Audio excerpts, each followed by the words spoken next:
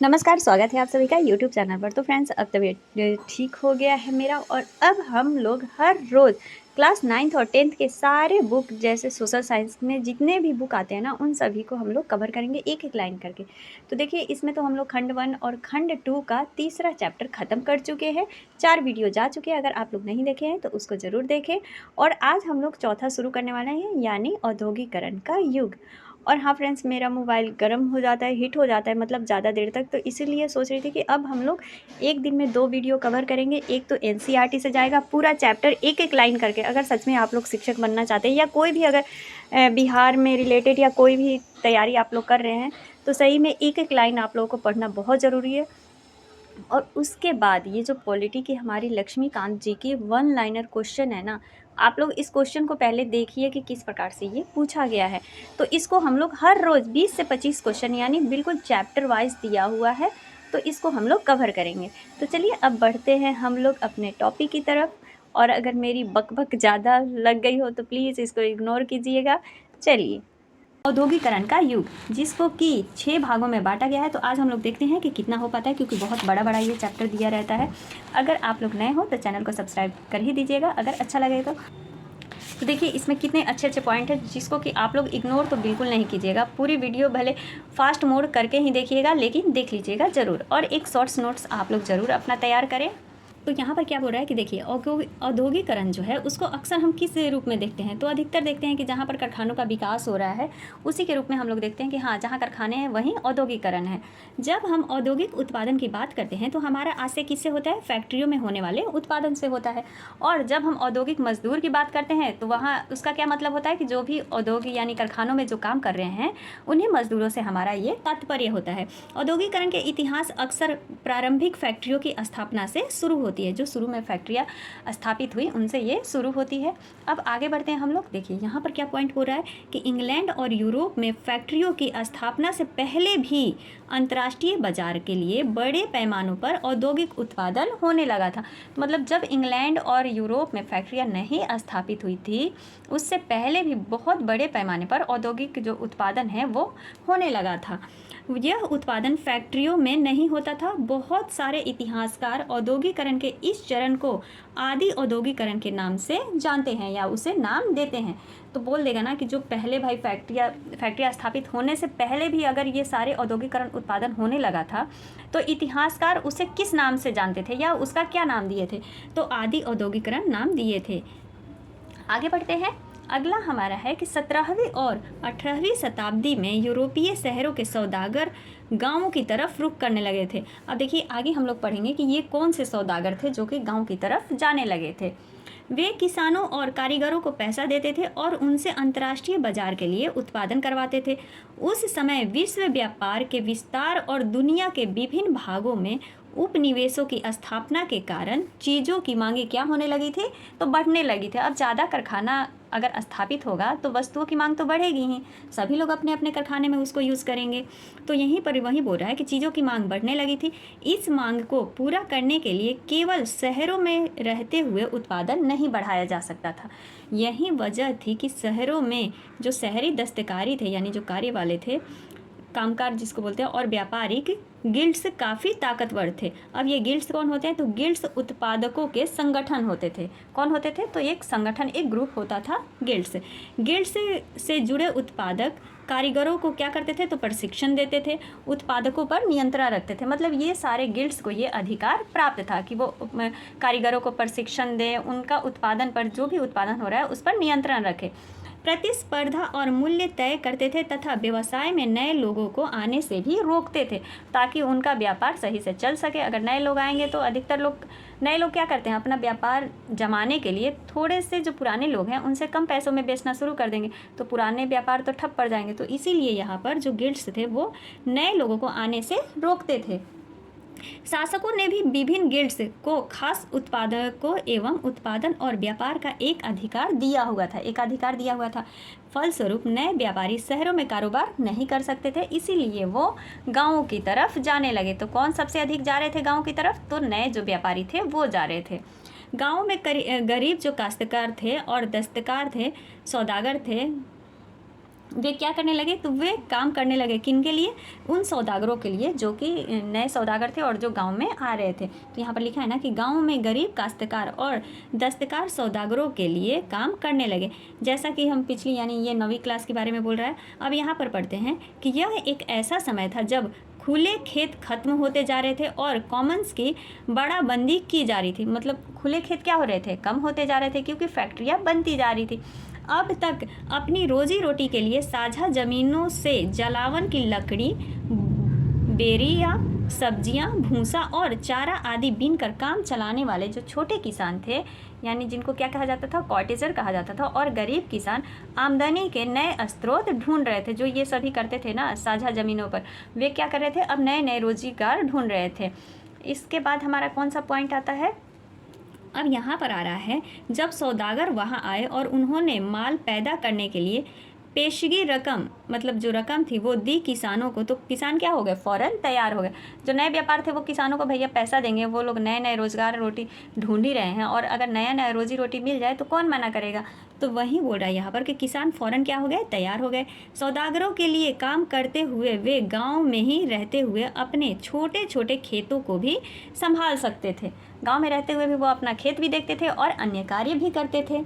यहाँ पर देखिए एक चित्र दिया हुआ है प्राचीन काल का, जिसमें कि 18वीं सदी की है। ठीक, 18वीं सदी में ये क्या हो रही है, तो कताई हो रही है, यानी धागों की कताई। जिस प्रकार देखिए जैसे चरखे का आकार का ही है ना, उसी पर ये धागे की कताई हो रही है। आगे बढ़ते हैं। देखिए कभी कभी ना थोड़ा मोबाइल गर्म हो जाता है, थोड़ा ब्लर हो जाता है, तो प्लीज़ उसको हल्का फुल्का कभी कभी इग्नोर कर दीजिएगा। अब आगे बढ़ते हैं। इस आदि औद्योगिक उत्पादन से होने वाली आमदनी ने खेती के कारण सिमटी आय में भी बड़ा सहारा दिया। मतलब खेती के कारण जो आय सिमट गया था उसमें भी ये बहुत बड़ा सहारा हुआ। अब उन्हें पूरे परिवार के श्रम संसाधनों के इस्तेमाल का मौका भी मिल गया था। तो यहाँ पर ये बातें कही गई हैं। अब यहाँ पर देखते हैं कौन सी बात है।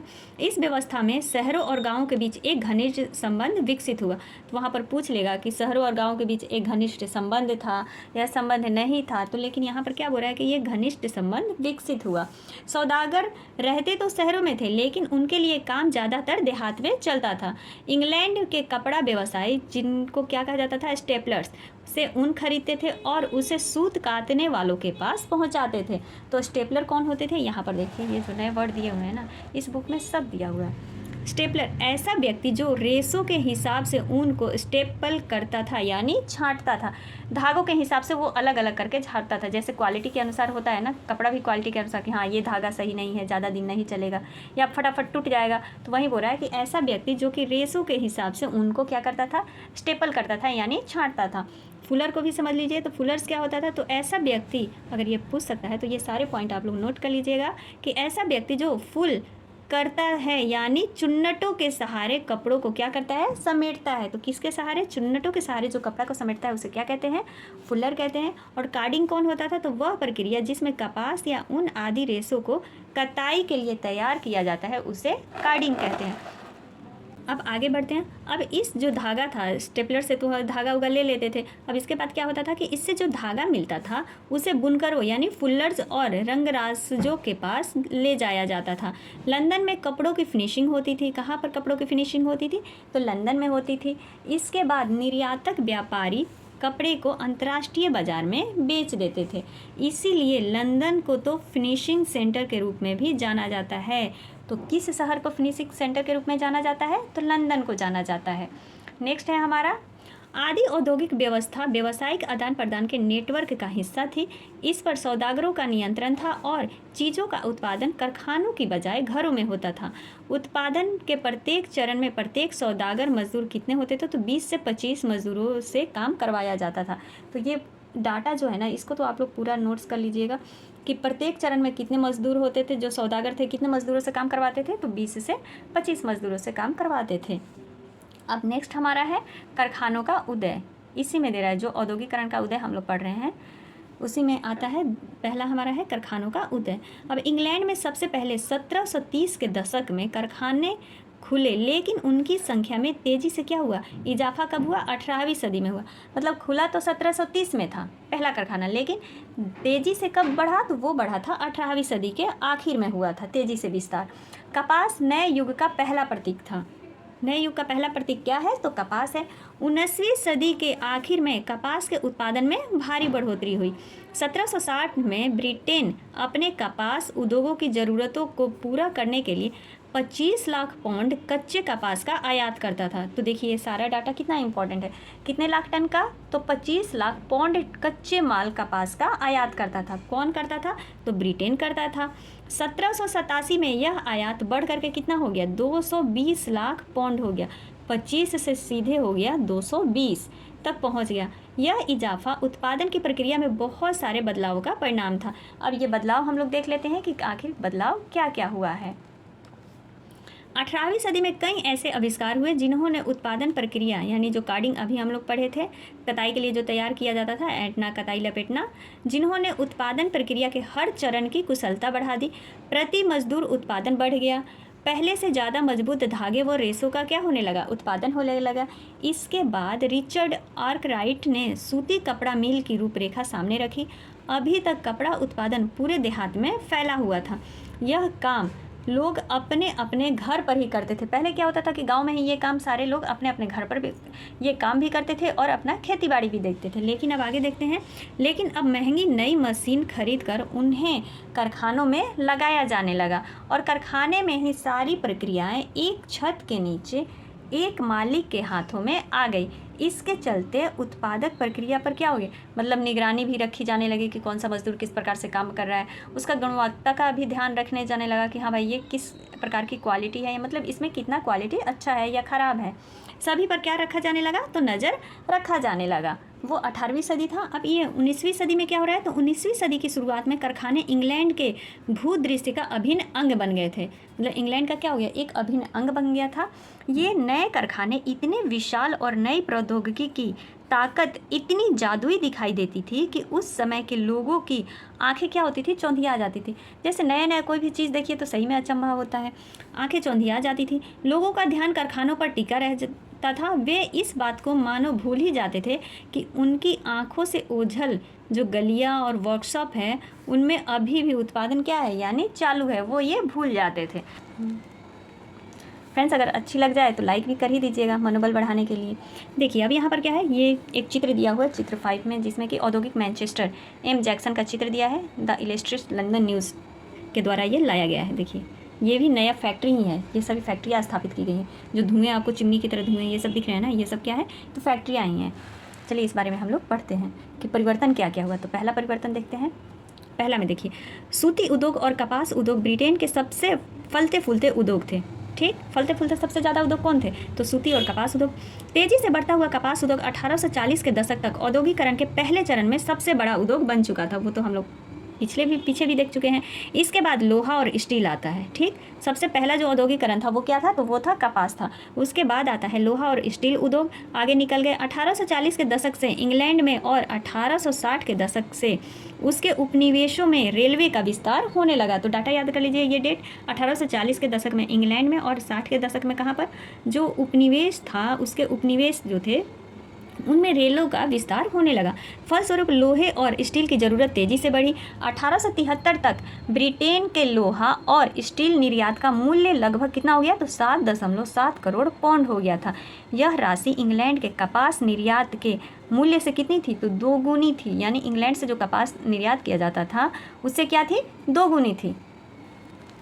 अब आता है यहाँ पर दूसरा पॉइंट। तो दूसरा क्या परिवर्तन हुआ भैया? तो नए उद्योग परंपरागत उद्योगों को इतनी आसानी से हाशिए पर नहीं ढकेल सकते थे।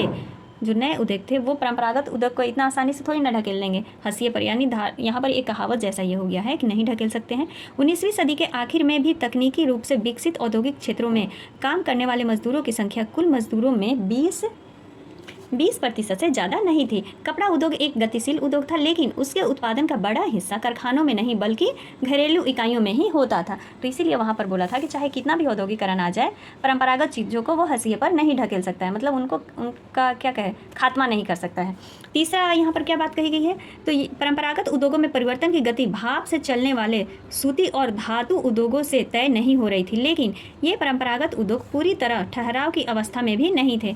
खाद्य प्रसंस्करण, निर्माण, पॉटरी, कांच के निर्माण, चर्म शोधन, फर्नीचर और औजारों के उत्पादन जैसे बहुत सारे गैर मशीनी क्षेत्रों में जो तरक्की हो रही थी वह मुख्य रूप से साधारण और छोटे आविष्कारों का ही परिणाम था।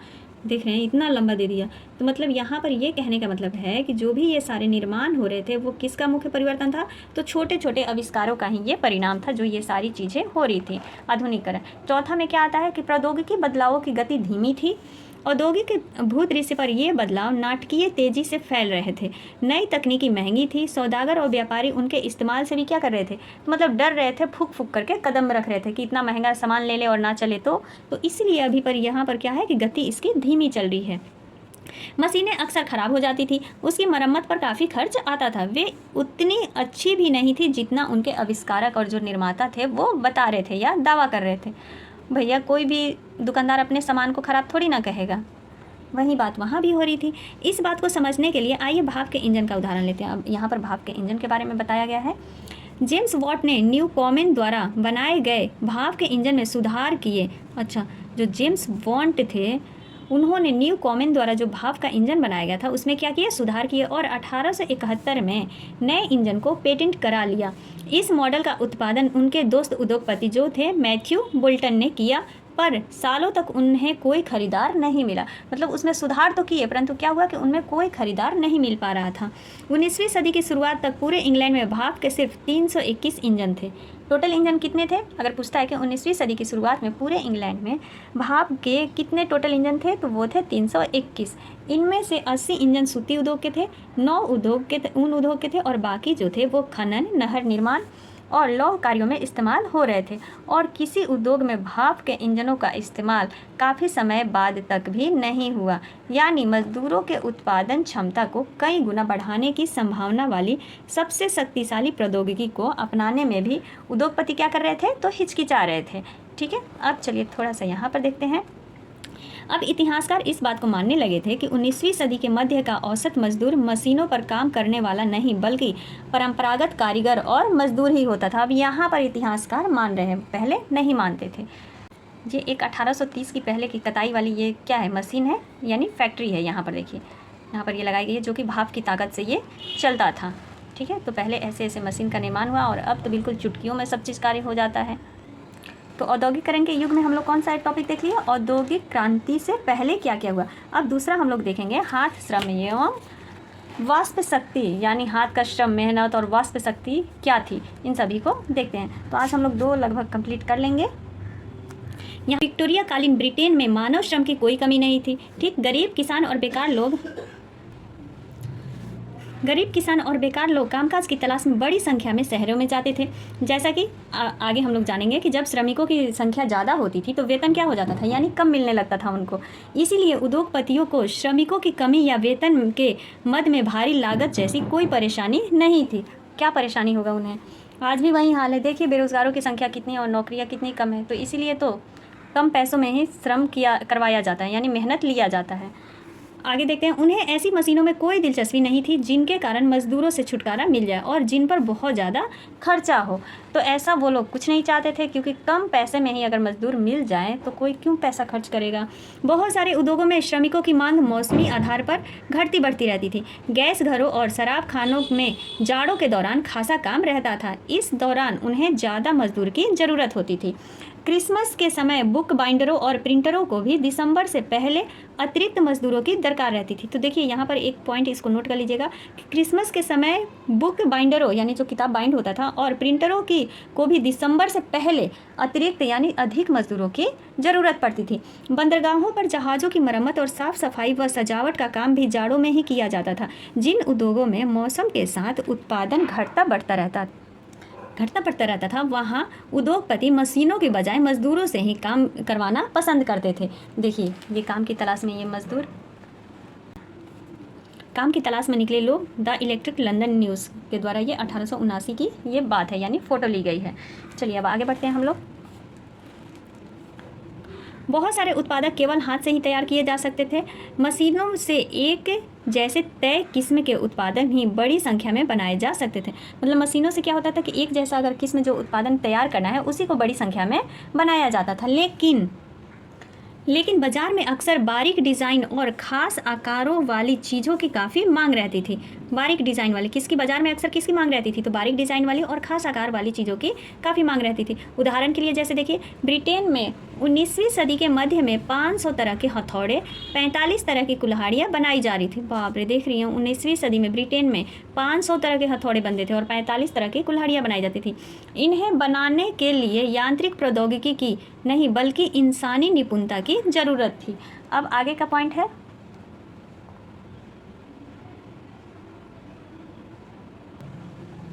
विक्टोरिया कालीन ब्रिटेन में उच्च वर्ग के लिए कुलीन और पूंजीपति वर्ग हाथों से बनी चीज़ों को क्या करते थे?